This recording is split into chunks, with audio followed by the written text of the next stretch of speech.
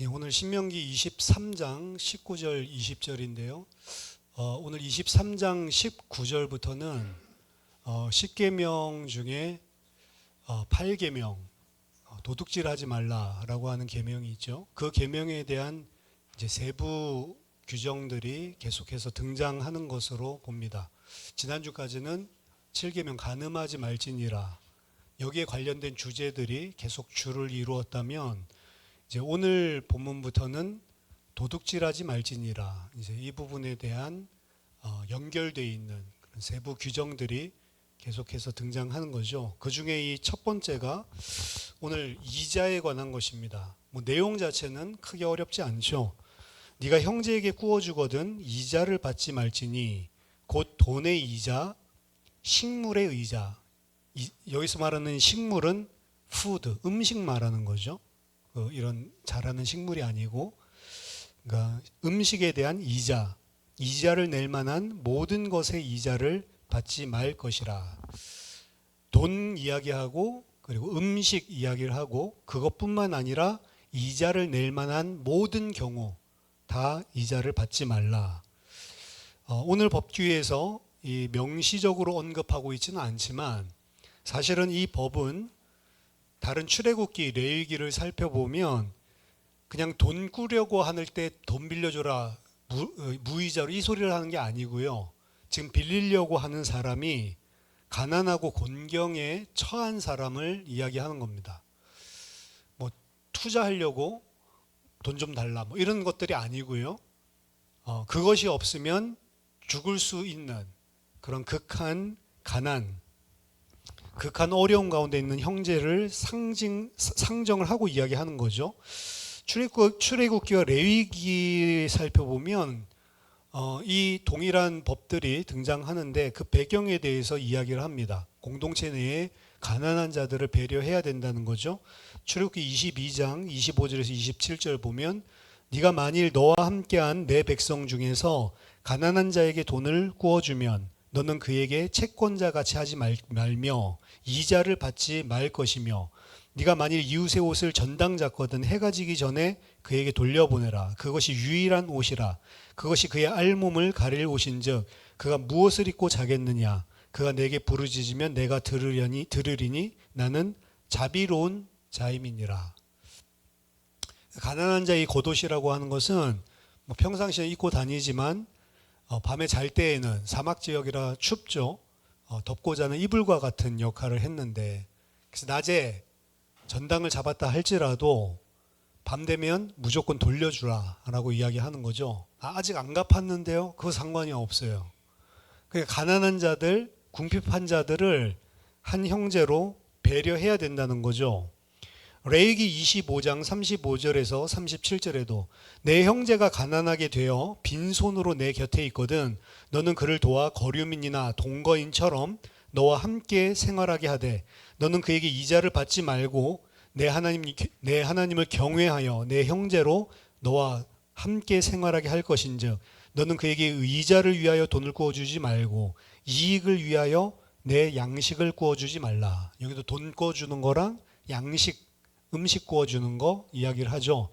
근데 이자를 받지 말라. 왜? 그는 지금 가난하게 되어서 빈손으로 있는데 그것을 그냥 무료로 주는 것, 거기까지 바라지 않더라도 그 상황과 곤경을 이용해서 네가 재산을 증식시키는 식으로 이용해 먹으면 안 된다라고 이야기를 하는 거죠.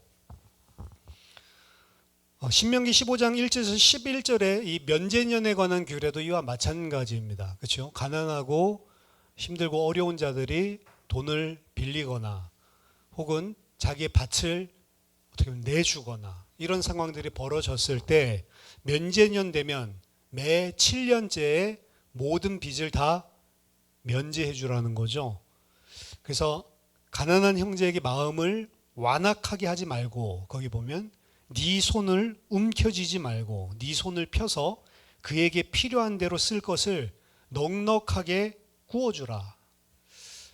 문제는 이것도 신명기 15장 우리가 같이 말씀 나누면서 이야기했지만 면제년이 그러니까 가까워질수록 돈을 꾸기가 더 힘든 거예요.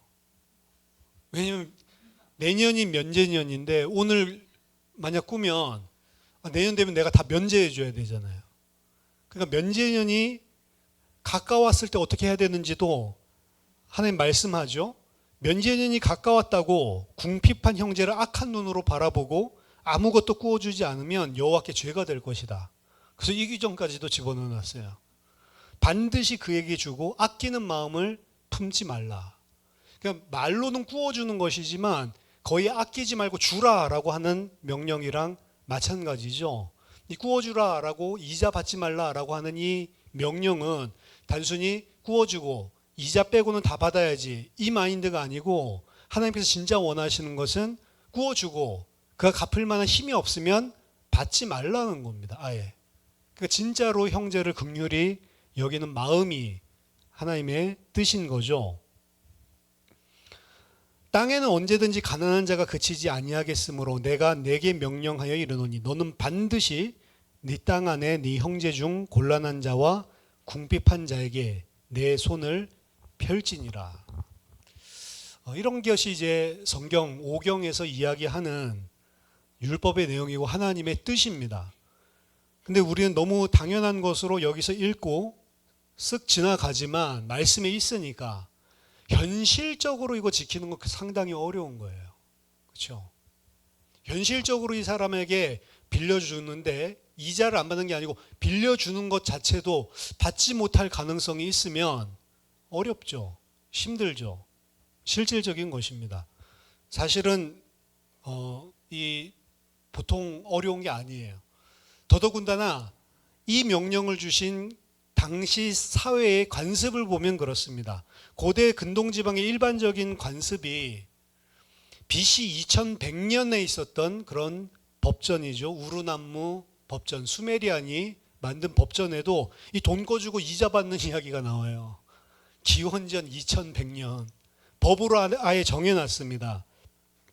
여기도 곡물, 푸드, 오늘 식물이죠. 곡물의 경우에 3분의 1을 더 더해서 이자를 쳐서 돌려줘야 되고 33.3%입니다. 그러니까 그리고 은의 경우 은은 당시에 돈으로 사용했거든요. 그러니까 돈 같은 경우 이자를 5분의 1, 20% 쳐서 돌려줘야 된다. 이게 수메르 때부터 있었던 법이고 이 똑같은 법이 에시눈나 법전이라고 바빌로니아 북부 쪽에 있었던 그 에시눈나 왕국에서도 똑같이 은 1세겔에 대해서 이자 6분의 1세겔과 6세움을 부과한다. 이것도 마찬가지로 돈인데 약 20%에 해당되는 것이고요. 보리 1코르에 대해서는 100실라의 이자를 부과한다. 이것도 똑같이 33.3%예요. 그러니까 통상적으로 BC 2100년부터 곡식 꺼주면 33.3%, 돈 꺼주면 20%의 이자가 관행입니다. 함무라비 법전에도 똑같이 나와요. 보리는 33.3%, 그리고 은은 20%. 단 고리대금 너무 심하게 하면 안 되잖아요. 그러니까 함무라비 법전에서는 그게 최상한이라서 그것 넘게 만약에 부과한다. 그러면 그 사람 엄격하게 또 벌하는 그런 법규까지 나와 있습니다. 고대 근동 법정들을 보면 당연히 내 자산이기 때문에 빌려줬을 때 그에 대한 정당한 대가를 법적으로 보호하고 있는 역할을 하는 거죠. 그리고 너무 과도하게 하는 것은 또 금하게 하기도 하고 확실한 경제 논리가 돌아가는 거죠. 근데 그게 일상화돼 있단 말이에요. 그럼 이 말씀 받을 때 이미 천년도 넘게 그 사실이 일상화돼 있는 사람들인데 거기다 대고 이자 받지 말라라고 하는 게 어렵죠. 오늘 보니까 이게 바보라서 그거 이자를 안 받는 게 아닙니다. 20절에 타국인에게 네가 구워주면 이자를 받아도 된다라고 이야기를 하고 있죠. 그럼 내가 남아도는 돈이 1000만 원이 있는데 타국인 구워주고 싶어요? 아니면 형제 구워주고 싶어요? 타국인 구워주면 1200만 원 되는데 형제 구워주면 1000만 원도 받을까 말까. 7년 버티면 면제년 이렇게 돼버릴 가능성이 높잖아요. 그러니까 어떻게 보면 세상 경제 원리 그리고 사회 문화적인 관습에서 봤을 때 이 지키기가 상당히 어려운 것이고 세상을 거스르는 어떻게 보면 신앙적인 결단과 하나님에 대한 경외감이 없으면 지킬 수가 없는 법이죠. 왜 이자를 받지 않아야 되는가? 첫 번째는 하나님의 백성들이 경제관념이 없어야 된다, 이 이야기하는 게 아닙니다. 방금 살펴봤죠? 타국인에게는 구워준 거 받아도 괜찮다. 기독교인들이 긍휼을 베푼다, 그리고 은혜를 베푼다, 맞는데요. 세상에서 그러면 그냥 바보같이 아무 논리적이지도 않고 합리적이지도 않고 그런 경제생활을 하는 게 기독교인이냐? 그렇지 않습니다. 세상 속에서 합리적으로 해야 되고 열심히 해야 되고 성실히 해야 되는 것도 다 하나님의 일반 은총의 영역에서 우리가 순종해야 되는 거예요. 최선을 다하고 그리고 합리적으로 경제적인 생활을 하고 합리적인 소득 활동을 하고 나쁜 것이 절대 아닙니다. 바울도 이야기를 했죠. 이제 말세가 되고 이제 주님 곧 오실 건데 일하면 뭐하냐 이래가지고 청년인데 집에 가만히 있는 아이들 일하지 않거든 너희 먹지도 마라 라고 이야기를 하죠. 성경 말씀이에요. 하나님이 내일 온다, 예수님이 내일 온다, 다음 주에 온다 하더라도 하루 살게 했으면 그 하루 사는 동안 하나님 살게 하신 그날 최선을 다해서 사는 거예요. 합리적으로 신실하게 최선을 다해서. 그게 하나님의 백성이 하나님께 순종하는 법이죠. 기독교인이라고 늘 예배 드리면은 공부 잘하고 돈 많이 버는 거 아닙니다. 그렇죠? 연구하고 공부하고 또 성실해야 되고 세상에 성실하게 하고 연구하고 남보다 잠 안 자고 이렇게 해서 다 성공하고 어떻게 보면 부러워하는 그런 위치에 있지. 벼락부자 맞은 사람들, 로또로 벼락부자 된 사람이 로또 당첨될 확률보다 망하지 않을 확률이 더 높다고 하잖아요. 그건 뭘 이야기하냐면 그릇이 안 됐는데 주어졌을 때 반드시 깨진다 이 말이죠. 갖추고 준비하는 것, 그거는 불신앙이 아니고 당연히 해야 될 것. 타국인 차별하라고 하는 말은 아닙니다. 여기서 타국인에게는 이자 받고 우리 형제에게는 받지 말라 이렇게 이야기를 하니까 그 외국인 차별하는 거냐? 타국인이라고 하는 것의 개념은 여기서 이야기하는 문맥상의 개념은 타국인 가운데 이스라엘 가운데 같이 와서 거주하는 나그네들 있죠. 그 사람 이야기하는 게 아닙니다. 그 사람들에게는 똑같이 형제같이 대해줘야죠. 이 사람들은 타국인이 외국 상거래하기 위해서 산 무역상 같은 사람들 이야기하는 거예요. 그러니까 이 사람들은 당연히 세상법으로 자신들의 이익을 창출하기 위해서 지금 거래를 하는 거죠. 자본을 빌리고 투자적인 상업 대출을 하는 거죠. 이런 사람들에게 당연히 거기에 대한 이자를 취하라라는 개념입니다. 그건 당연한 거죠. 그러니까 세상에서 명목적인 이 비즈니스 하고 있는 이런 상황들 속에서는 그냥 합리적으로 논리적으로 타당하게 하면 되는 거예요. 바보같이 살라는 말이 아닙니다. 하지만 두 번째, 이스라엘 공동체의 가난한 형제에게는 이자를 받아서는 안 된다라고 하는 겁니다. 그것도 핵심이 가난한 형제예요. 가난한, 궁핍한 형제, 크라이시스, 위기를 만난 형제. 이 형제를 돈 빌려주면서 이자를 받으려고 해서는 안 된다라고 하는 겁니다. 가난한 자가 궁핍해서 돈이든 곡식이든 지금 빌리고 있는 건데 거기에다가 이자까지 받는다는 것은 가난한 형제의 고통과 위기 상황을 더 장기적으로 가중시키는 역할을 하는 거예요. 은혜로 돈 빌려주는 게 아니고 장기적으로 본다면 더 큰 문제가 빠질 수도 있게 만들어주는 거죠. 따라서 한 가족된 공동체 안에서 형제에게 적용되어야 하는 법은 경제적인 이윤을 챙겨야 하는 시장 원리가 아니고 사랑의 원리가 반드시 적용돼야 된다라고 하는 것입니다. 형제의 고통을 내 돈 벌 수단으로 이용하면 안 된다는 거죠. 지극히 당연한 이야기예요. 그렇죠?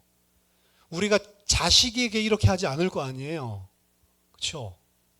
남편은 남의 편이니까 그렇게 할 수 있을지 모르겠지만 자식한테는 안 그렇게 할 거 아닙니까? 진짜 내 가족에게는, 사랑하는 가족에게는 안 그럴 거 아니에요. 너무 어려운데 그럼 이번에 도와줄 거니까 20%야. 언제까지 갚아? 이렇게 안 하잖아요. 그 개념입니다. 하지만 이런 경제적인 이유보다 고통당하고 있는 자를 착취하고 내 돈 벌 수단으로 하면 안 된다. 이런 경제적, 윤리적인, 도덕적인 이야기보다 더 중요한 영적인 이유는 이렇게 어려움 당하는 형제가 있는데 나는 그에게 빌려줄 수 있는 돈이 있을 정도로 부유한 사람이란 말이죠. 일단 내 자신이. 그럼 어떻게 그가 부자가 됐냐 이 말이에요. 하나님께서 그에게 은혜로 베푸셨고 하나님께서 은혜로 제공해 주셨기 때문에 그가 부를 소유하게 된 거 아닌가요? 우리가 성실하게 한 거 맞습니까? 근데 성실하게 한다고 다 부자 아니에요. 그것을 똑같이 성실하게 하는데도 하나님께서 부를 공급해 주시는 사람이 있고 공급하지 않는 사람이 있습니다. 성실하게 하면 다 된다. 그렇지 않아요. 사실은 세상에 돌아가는 것이. 근데 만약에 성실하게 했어. 근데 내가 부를 축적했어. 그럼 그거는 성경에서 누가 준 거라고 하냐면 네가 잘해서 준 게 아니고 하나님이 공급해 주신 은혜다라고 성경은 이야기합니다. 그렇기 때문에 하나님께서 나에게 은혜로 베풀어 주셨고 은혜로 제공해 주신 것이 맞다면 그가 위기 가운데 빠진 형제에게 이자 받기 위해서 자기가 가진 소득을 가지고 이 형제를 더 어려움을 준다면 그것은 하나님께서 공급해 주신 은혜를 남용하는 것밖에 안 되는 거예요.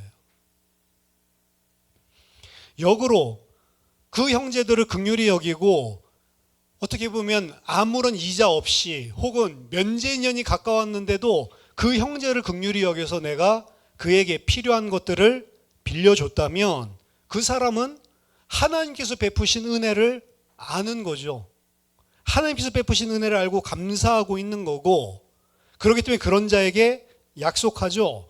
그리하면 네 하나님 여호와께서 네가 들어가서 차지할 땅에서 내 손으로 하는 범사에 복을 내리시리라.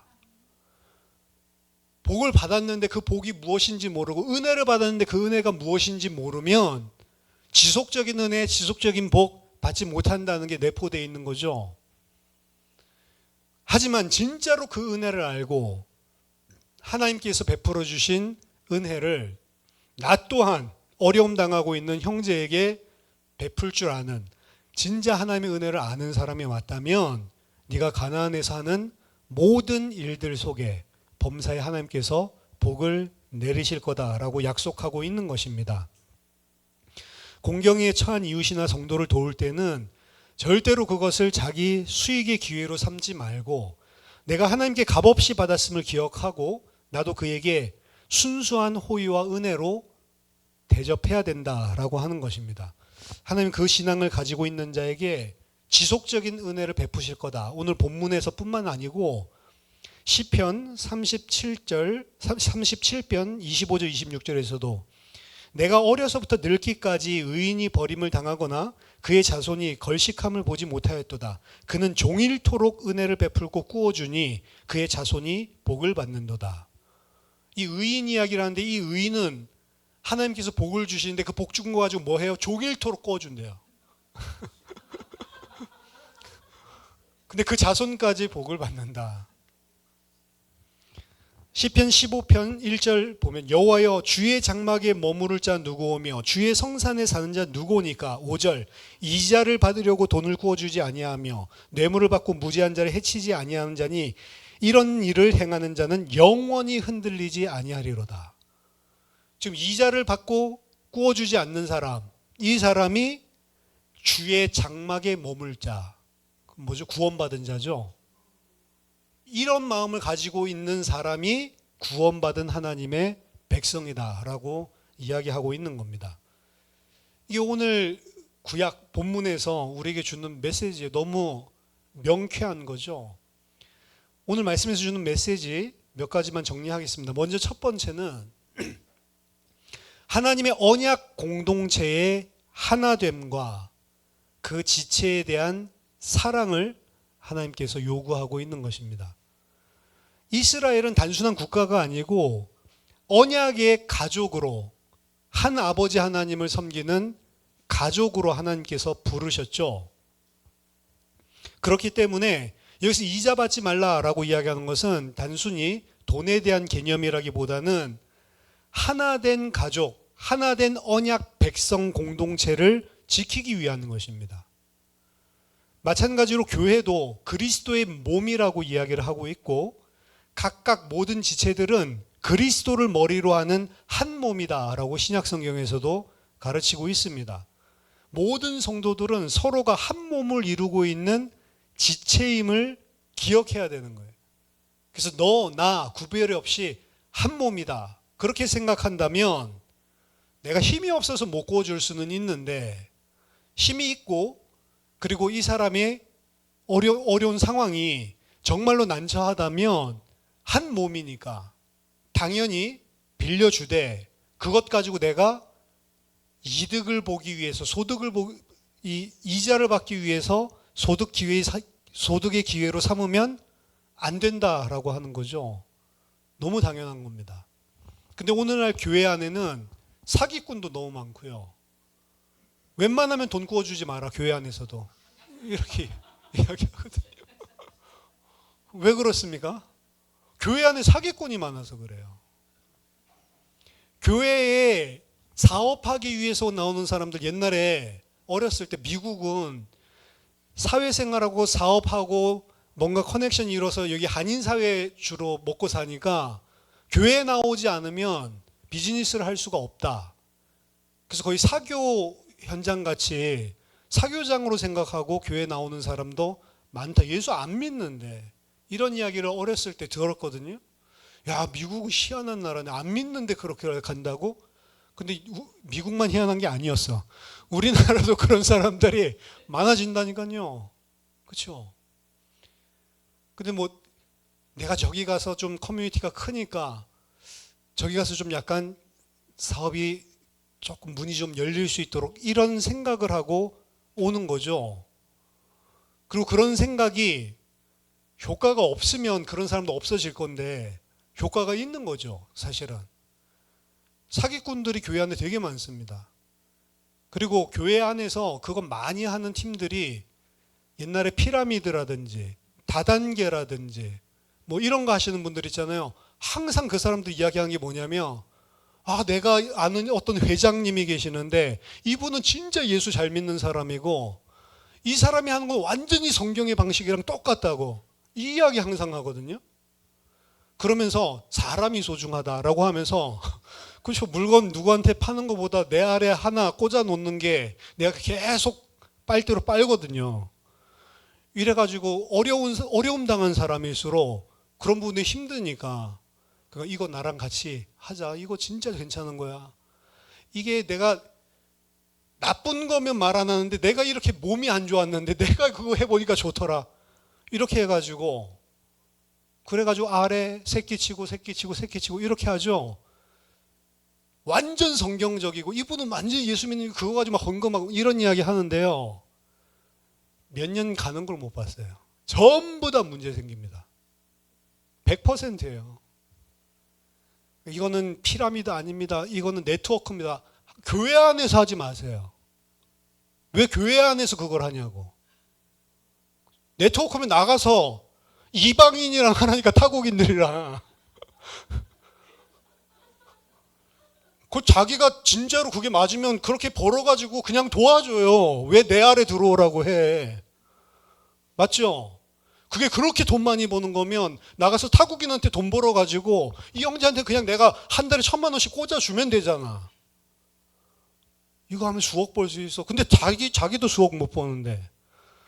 거짓말이에요, 거짓말. 교회 안에서 그런 거 하는 사람이 있으면 우리 교회는 커뮤니티도 작아서 다 드러나잖아요. 그거 하는 사람이 있으면 간첩 신고하듯이 연락 주십시오. 그거 하지 마세요. 교회 안에 어려움 당하는 형제 도와주려면 순수하게 그냥 도와주고 마는 거지. 그렇죠? 그런 짓을 하지 마라. 왜? 교회는 그런 곳이 아니다. 언약 공동체가 그것 때문에 깨지는 데가 얼마나 많은 줄 알아요? 그것 때문에 교회들 깨지는 데가 진짜 많습니다. 나중엔 서로 의도 다 상하고 그 예배가 되겠어요? 근데 항상 보면 그 완전히 어떻게 보면 수장 역할을 하는 사람은 뻔뻔하게 계속 남아있고 그 아래 피해본 사람들은 다 상처받고 떠나. 항상 그래요. 그렇죠? 그래서 여러분 119, 우리나라 113, 간첩신고는 113입니다. 그런 거 하면 안 된다. 그런 거 하면 여러분들이 권고하시고 권면하시고 잘못된 것이다. 확실하게 여러분들 아시고 그렇게 이야기하는데도 몰래 뒤에 만나서 또 하죠. 나중에 또 상처받고 받고 막 속았다고. 속긴 뭘 속아요 그거. 자기도 좋아서 했으면서. 모든 성도들은 우리가 그리스도의 한 몸을 이루고 있는 지체임을 기억하고 너나 구별 없이 성령이 평안의 줄로 하나 되게 하신 것을 힘써 지키라 라고 이야기합니다. 에베소서 4장 2절에서 4절 모든 겸손과 온유로 하고 오래 참음으로 사랑 가운데서 서로 용납하고 평안에 매는 줄로 성령이 하나 되게 하신 것을 힘써 지키라. 몸이 하나요 성령도 한 분이시니 이와 같이 너희가 부르심의 한 소망 안에서 부르심을 받았느니라. 진짜 이 사상이 되면 어렵죠. 이렇게 되기가. 다 복음의 사람, 다 장성한 사람이 아니니까. 근데 초대교회 공동체에 처음 성령 받고 어떻게 보면 하나님께서 강하게 이것이 바로 교회다라고 하는 것을 보여주신 그 교회가 사도행전에 나온 처음 형성된 예루살렘에 생긴 교회거든요. 이 교회의 경우에는 아까 전에 가난한 사람이 항상 너희 곁에 있다라고 예수님도 그 말씀하시거든요. 항상 가난한 사람들이 너희 곁에 있다. 그러니까 예수님에게 막 향유 붓고 막 이런 거 가지고 할 때 항상 가난한 사람들은 너희 곁에 있어 너희가 그들을 도와줄 수 있지만 저희는 지금 내 장사를 지금 하는 거, 내가 지금 십자가에 죽을 것을 예비하고 있는 거라고 이야기했죠. 근데 사도행전 4장 34절에 그 중에 가난한 사람이 하나도 없었대요. 예수님도 항상 가난한 사람이 있다라고 이야기를 했는데 왜? 전부 다 네트워크로 했나요? 아니죠. 사도행전 4장 32절 믿는 무리가 한 마음과 한 뜻이 되어 모든 물건을 서로 통용하고 자기 재물을 조금이라도 자기 것이라고 하는 이가 없었더라. 그러니까 이게 어떻게 보면 오늘 신명기에서 이야기하고 있는 이 말씀을 진짜 그 깊이 있는 본질을 깨달은 거란 말이죠. 돈이 많은 자가 그리고 돈이 적은 자가 어떻게 보면은 상하 관계에 있는 것이 아니고 서로 한 몸이기 때문에 통용하고 필요한 만큼 마음껏 가져다 쓰고 그리고 그것을 내 것 줬다 이런 아예 마인드 자체가 없는 그런 교회의 모습이 잠시 동안 진행됐습니다. 잠시 동안. 우리 성령이 항상 충만한 거 아니에요. 잠시 충만하거든요. 그래서 사도행전 4장에서 이랬는데 5장 가면 벌써 이제 또 제정신 들죠. 내가 미쳤었나 어떻게 이런 생각이 들죠. 그래서 지금 오늘 이 규정은 그냥 이자 이야기하는 거라고 보시면 안 되고요. 이것은 언약 공동체, 그리스도의 몸된 교회가 하나라고 하는 공동체 사상, 지체에 대한 형제에 대한 우리의 시각이 어떻게 변화되어야 되는지 그들을 어떻게 보면 사회적인 경제적인 원리로 보는 것이 아니고 그리스도 안에 있는 사랑과 긍휼로 하나됨을 지켜야 되는 거죠. 그 시각에서 오늘 말씀을 주고 있는 것이다. 두 번째입니다. 이 일을 할 수 있는 이유는 아까 전에 이자 이야기가 아니고 진짜 본질은 내 것을 내 것이라고 안 하고 내놓는 이 사도행전의 교회를 이야기했죠. 이 땅에서 허락하신 모든 재물에 대한 하나님의 소유권을 인정하는 거예요. 이 땅에서 가지고 있는 재물에 대한 소유권이 하나님 것이고 내가 하나님 것을 잠시 청지기로 맡고 있을 부분이다. 이 생각이 없으면 사도행전의 이 역사는 절대로 안 일어납니다. 근데 사실 이 사도행전 이 유대 사회잖아요. 유대 사회에서 이 신명기법을 잘 알죠. 오경에 있는 율법들을 잘 알죠. 몇 년이 가까워오기 전에 안 빌려주는 게 유대 사회에 당연히 있었겠죠. 그러니까 랍비 중에 힐렐이라고 하는 진짜 위대한 랍비 중에 하나인데, 이 힐렐 샴마 이 두 학파가 있잖아요. 그 중에 힐렐이 야 이거 문제다. 이제 내년이 면제년인데 가난한 사람들한테 아무도 안 구워주려고 해. 그러니까 어떻게 했냐면 법을 만듭니다. 그게 프로스보이라고 하는 법인데, 프로스보 아니면 프로스보이라고 이야기하는데, 이 프로스보이라고 하는 법은 뭐냐면 면제년이 가까웠기 전에 안 꿔주니까, 왜 내년이면 다 탕감을 해줘야 돼. 그러니까 어떻게 하냐면 이 사람이 나한테 돈을 꾸려고 하면 이 사람을 데리고 그 행정법원으로 가요. 가서 이 사람이 꾸는 게 아니고 법원이 꾸는 것처럼 서류를 꾸며요. 그래서 이 하나님의 법은 사람에게 서로 사람 사이에 있는 채무에 대한 법이지 어떤 기관과의 채무 그게 아니기 때문에 기관과 그 계약을 맺으면 면제년에 면제 안 해줘도 된다는 거죠. 그러니까 이게 힐렐의 입장에서는 이 신명기 법의 근본이 가난하고 궁핍한 자 죽게 내버려두면 안 되는 건데, 그걸 자기 돈 아까워서 안 지키니까 지킬 수 있도록 이 토라를 새롭게 해석을 해서 성경에도 없는 법을 만들어 놓은 거거든요. 그거 하니까 이제 꿔주죠, 사람들이. 그러니까 한편으로는 맞아요, 그게. 그렇게 해서라도 가난한 사람들 좀 돕게 하려고 하는 취지는 맞는데, 궁극적으로 하나님이 원하시는 건 그게 아니란 말이에요. 하나님이 원하시는 것은 이 모든 것이 다 하나님의 것이고 너희는 청직이고 너희들의 소유권, 재물에 대한 너희들의 눈이 바뀌어야 된다는 건데, 그거 자체에 바꾸는 거랑은 아무 상관이 없는 거죠. 세상적으로는 영적으로 불신자는 그냥 똑같은 거죠, 말하자면. 그게 우리의 어떻게 보면 죄성이란 말이에요. 근데 그런 법이 없는데도 사도행전의 성령이 충만하고 은혜를 받으니까 어떻게 됐어요? 다 물건을 내놓고 통용하고 자기 것을 자기 거라고 주장하는 사람이 하나도 없단 말이죠. 제가 보스턴에서 여자 대학생들 7명을 같이 살았던 이야기 했죠. 자기 것을 자기 것이라 주장 안 하고 우유 먹고도 거기다가 줄을 쳐놔요. 어떤 년인 한 잔 먹는 거 아니야 싶어가지고. 왜? 아침에 먹었을 때랑 저녁에 왔을 때 그 수위가 다르거든요. 우유 수위가. 분명히 한 3분의 2쯤 있었는데 왜 절반 아래로 내려갔지? 다 증발한 것도 아니고. 거기다 이제 줄을 쳐놓는 거죠. 그러니까 그냥 우유 좀 큰 거, 미국엔 또 갤론 크잖아요. 그런 거 그냥 한 2개 넣어놓고 7명이 그냥 같이 먹으면 되는데, 갤론을 사도 7개가 있어야 되니까 각자 산 거. 그렇죠? 그게 인간입니다. 근데 하나님 그렇게 살지 말라는 거예요. 왜?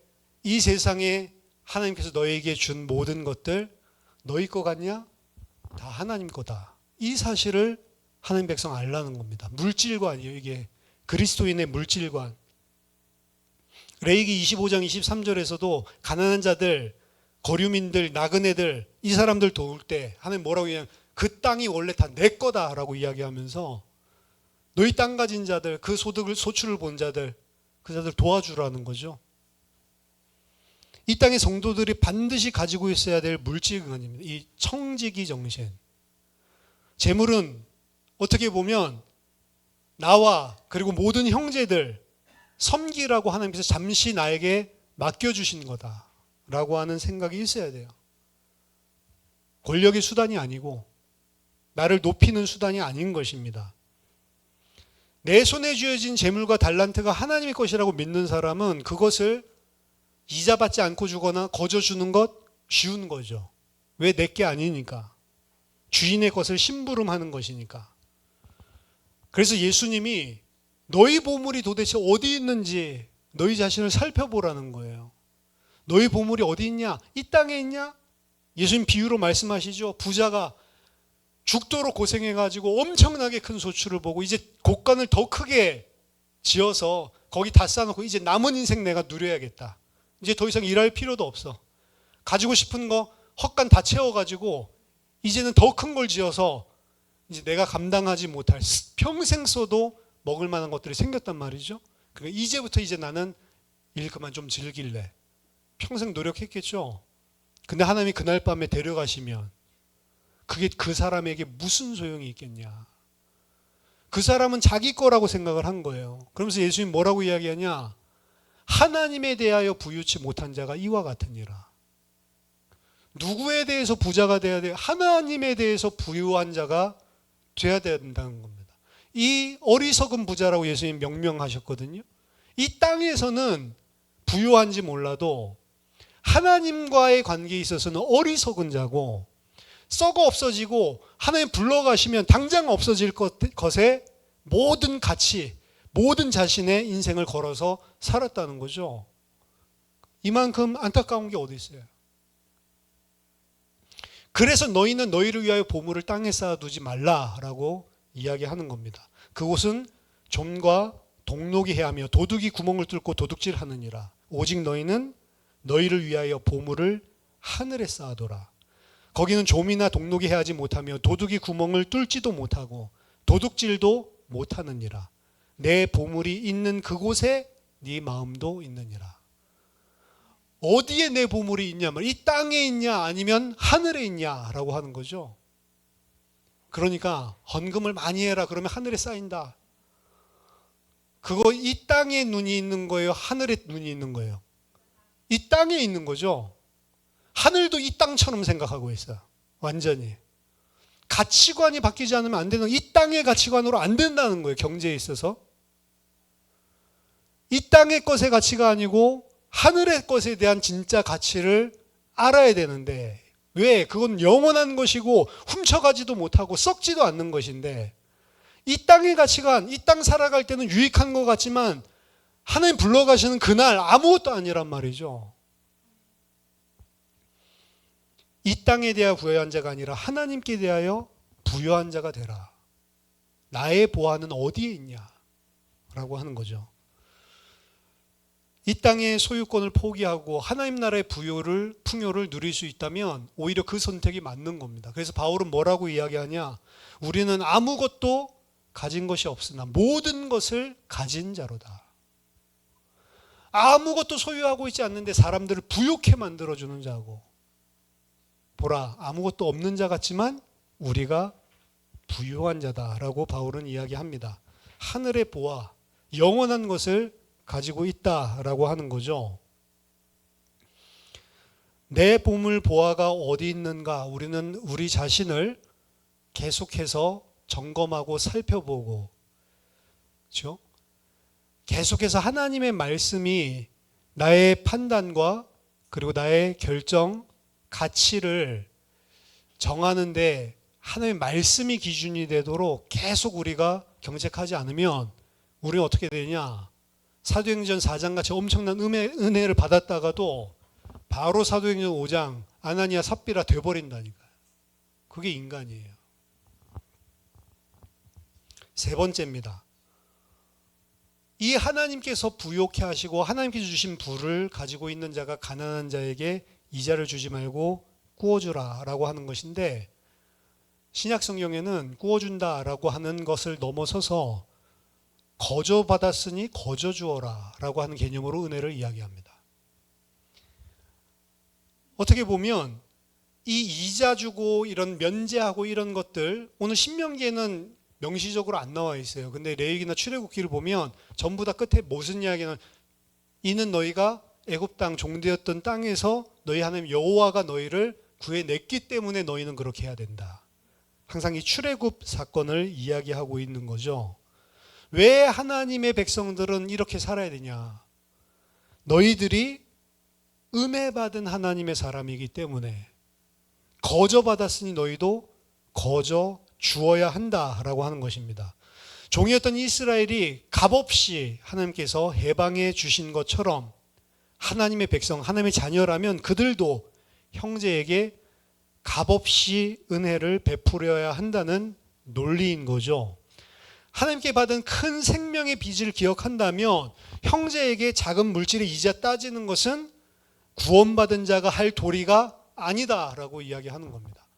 구원의 은혜를 받은 자로서 마땅한 것이다라고 하는 거죠. 구약의 이자 금지가 공동체 보호하려는 법적인 의무의 성격이 강하다고 본다면 신약에서의 가르침은 은혜의 선순환입니다. 너도 나도 어떤 사람만 이야기하는 게 아니에요. 너도 나도 서로 값없이 받았으니 너희도 값없이 주라. 복음만 그런 게 아니고 재물도 그렇고 모든 영역에 있어서 모든 것이 다 하나님의 은혜라고 생각한다면 너희도 그것을 가지고 은혜를 베풀면서 살라고 하는 거죠. 그래서 은혜라는 개념이 없으면 사실은 멍청한 것이고 불가능한 것입니다. 하나님께 수직적으로 거저받았으니, 지금 이 25장 마지막에 다가 있는 5가지 주제가 수직, 수평, 수직 이렇게 나온다고 했죠. 수직적으로 하나님께 은혜를 입었으니 수평적으로 너희도 거저 나누어 주라라고 이야기를 하고 있는 거죠. 하나님의 은혜를 은혜로 여기지 않는 것이 창세기 3장 죄의 본질입니다. 그렇죠? 죄의 본질은 하나님의 은혜로 주신 것들을 모르는 게 본질이에요. 자기가 잘나서 한 줄 알아. 그렇죠? 그러니까 공부 잘하고 막 뛰어난데도 쳐다보면 열받는 인간들이죠. 그렇죠? 쥐잘난 맛에 막 이러고 있으면 아이고 그래 니 똥 굵다 뭐 이런 생각이 들죠.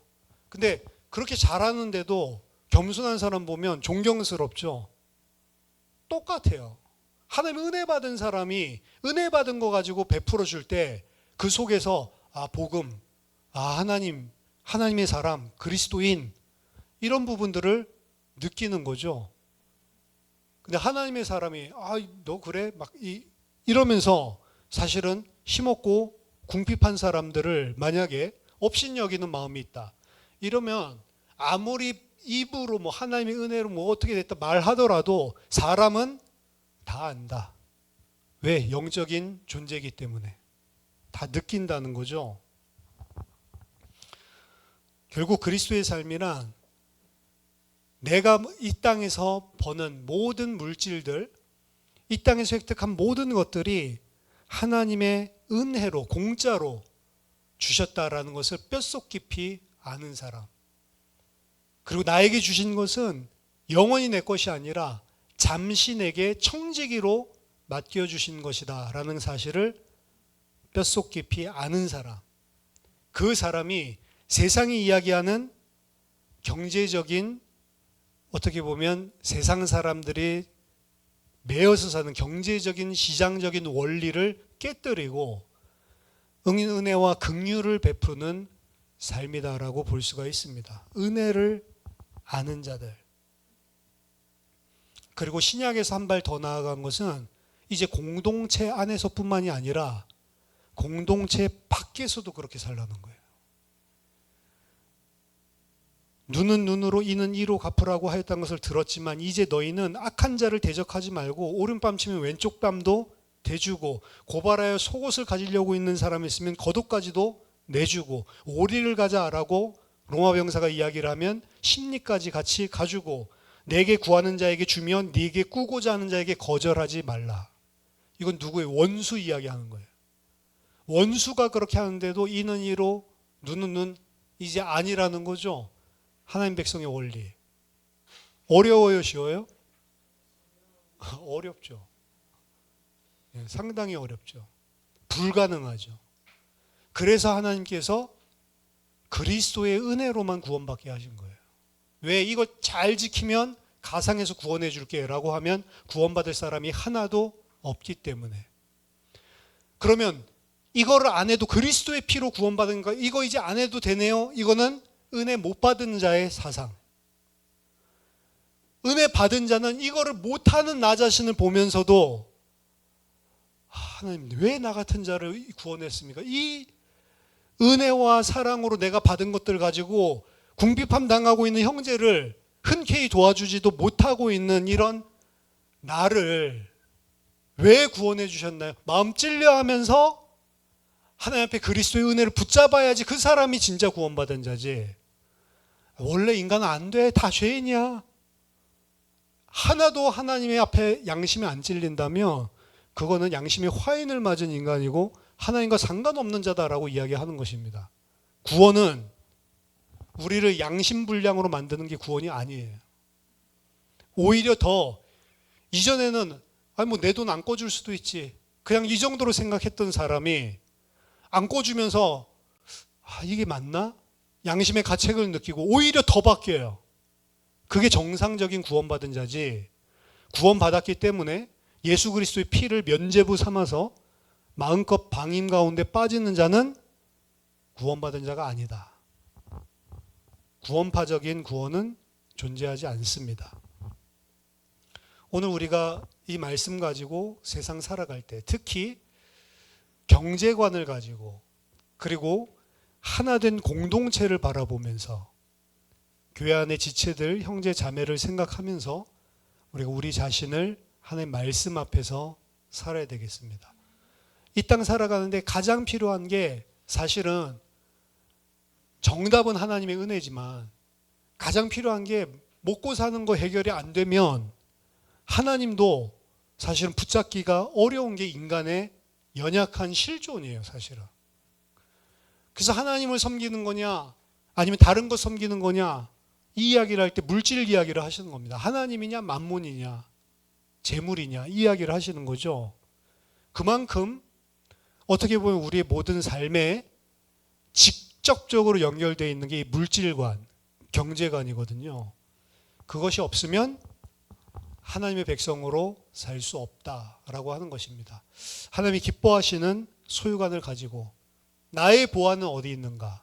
이 땅이 아니라 하늘의 보화에 여러분들의 마음과 생각과 가치관이 쏠리고 하나님의 백성답게 은혜 받은 자답게 한 주간도 승리하시기를 예수 그리스도 이름으로 축원합니다. 같이 기도하겠습니다. 살아계신 하나님 아버지 은혜를 감사드립니다. 내 보화는 과연 어디에 있는지 말씀을 통해 우리 자신을 돌아보게 하시고 하나님께서 주신 그 은혜를 받은 자로서 하나님 이 땅 살아가게 하여 주시옵소서. 예수 그리스도 이름으로 기도하옵나이다. 아멘.